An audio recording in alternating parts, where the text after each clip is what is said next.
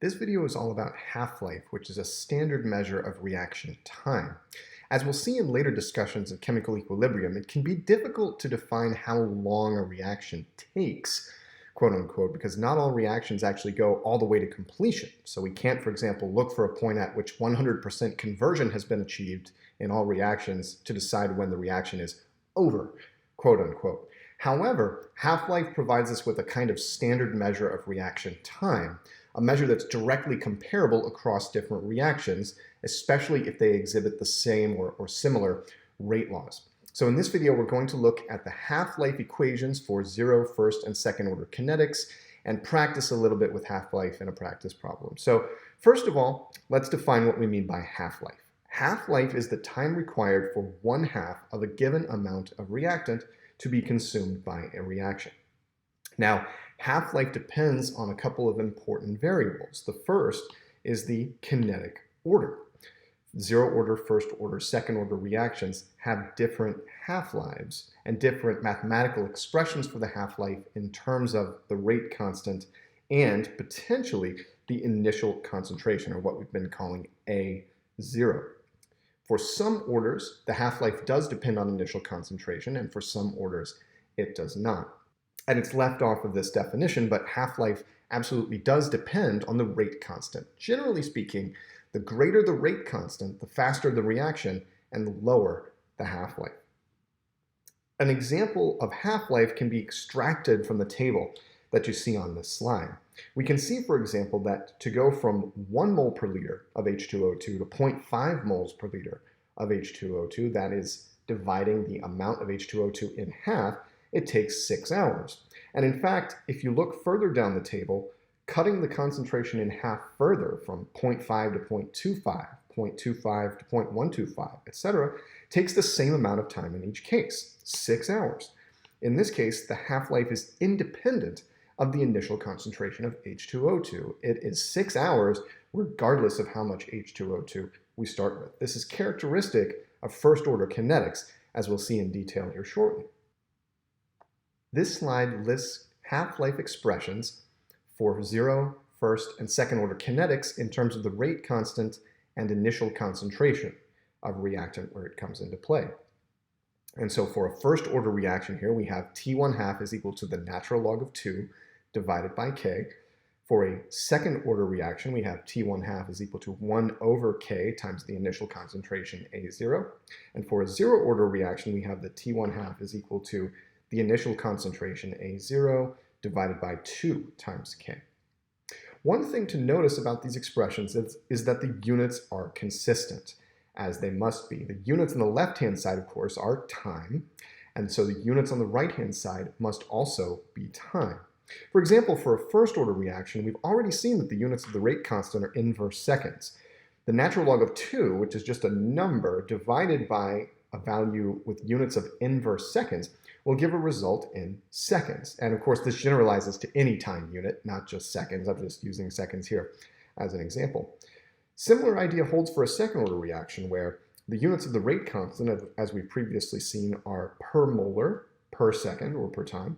Multiplying by A0 divides out that molarity term, and we're left with 1 over inverse seconds, or units of seconds. And finally, for a zero order reaction, we have molar per second in the denominator, we have molarity in the numerator on the right-hand side, and we've got inverse seconds in the denominator, which leads to units of seconds consistent with the left-hand side, which has units of seconds. So the units here are consistent for half-life, and the units of half-life should always come out to time. If they don't, something is off, and this is a good red flag that something is off. The last thing I'll say before we leave this slide is I haven't derived these expressions. This is not that difficult to do using the integrated rate laws, and it's actually a really good exercise to do once or twice to convince yourself of the validity of these expressions and help them sink in, but I'm not going to do that in this video.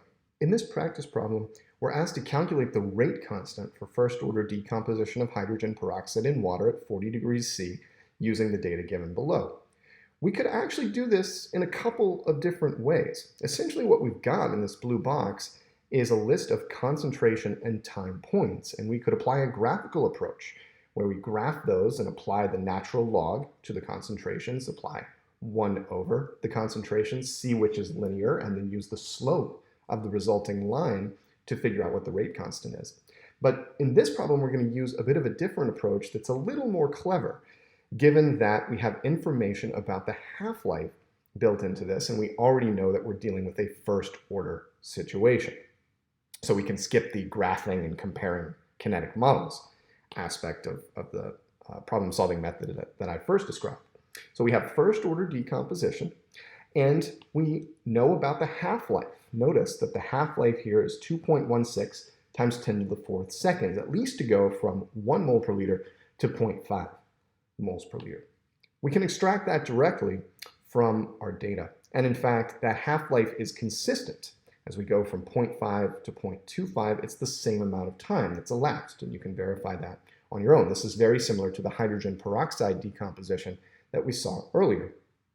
Now, because we know this is a first-order process, T1/2 is equal to the natural log of 2 divided by k. So this number we have in purple, 2.16 times 10 to the 4th seconds, that's equal to the natural log of 2 divided by k. And so we can do a little bit of math, do a little bit of rearranging, and come up with k is equal to the natural log of 2 divided by the half-life. And that comes out to 3.21 times 10 to the negative 5 per second. So here, knowing that we were in a first-order situation and being able to extract the half-life from our measurements made it very easy to measure a value for the rate constant, just applying the mathematical expression for the dependence of half-life on the rate constant.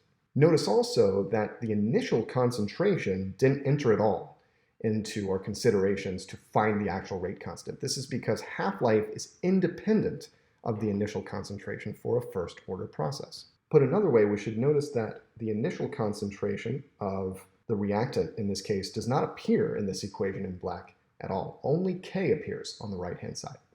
In this problem, we're asked to determine the half-lives for the butadiene dimerization and decomposition of ammonia reactions that we've seen in previous problems. And rather than roll back to those problems, I'll just jog our memory on what we determined about the rate constants in each of those reactions. So first, for the butadiene dimerization reaction, we found that the rate constant was 5.76 times 10 to the negative 2 per molar per minute, and the initial concentration of C4H6, which we're going to need, was 0.2 moles per liter. This was a second-order process, so we're going to apply the second-order half-life equation. T1/2 is equal to 1 over K times the initial concentration of butadiene.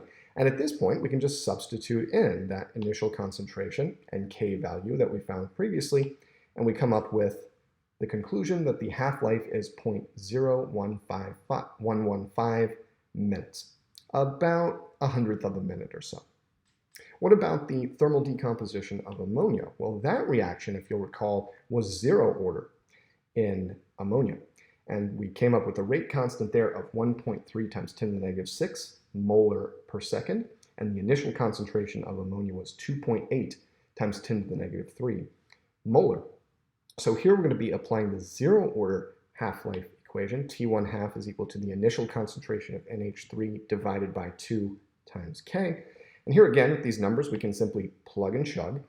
And when we do that, we arrive at the half-life is about 1,080 seconds or 17.9 minutes.